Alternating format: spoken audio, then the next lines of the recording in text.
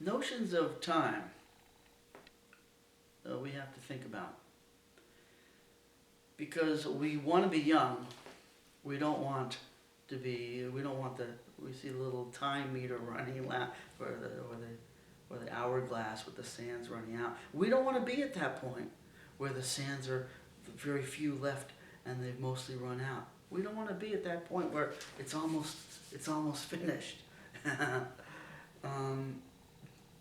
We want to be at the point where we've got all the time in the world ahead of us. But you can't have it, you can't have your cake and eat it too. You can't be young and have all of your life ahead of you. Well, all that life that you have, all that time, you can't have that time. You can't have the time ahead of you and also live that time. If you live the time of your life as the sands are running through the hourglass,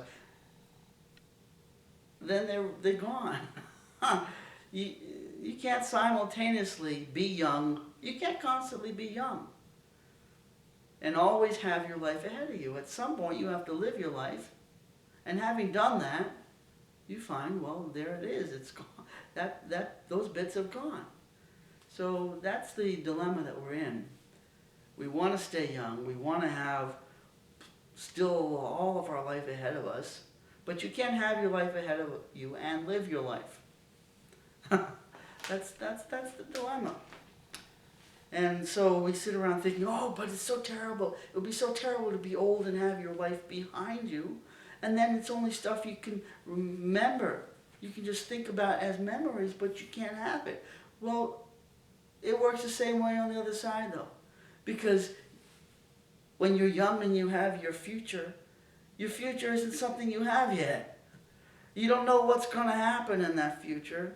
You won't know it until you've had it, and then when you've had it, it's gone. This is something we all have to deal with. Most of us have to deal with. Those who die young don't. Those who die young don't have to deal with it, but then what's the advantage of that? Then you didn't have your cake and you didn't eat it either. Yeah. So it seems kind of ridiculous, the whole thing. And the other thing that's ridiculous is that when we're talking and we're leaving, or writing or talking and we're leaving behind our thoughts on life, hopefully to benefit those who come after us. Hopefully that you can benefit from our experience, those who lived before you, so you don't have to discover for yourself the same things that billions of people have already discovered, and you can forge ahead and discover other wonderful new things, supposedly, if there's new things to be discovered. If you can benefit from the experience of others leaving behind their experience. But that's the reason why we want to talk and leave behind our experience to benefit those who are younger.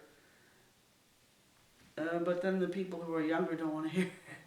The people who are younger say, oh, I don't want to listen to old people. I don't like old people. They're old. They're what I don't want to be. So then we like, we don't want to hear it. You're old. We don't want to. And yet we, the old people, are stuck with the young people as the audience. Oh, what a bunch of bullshit.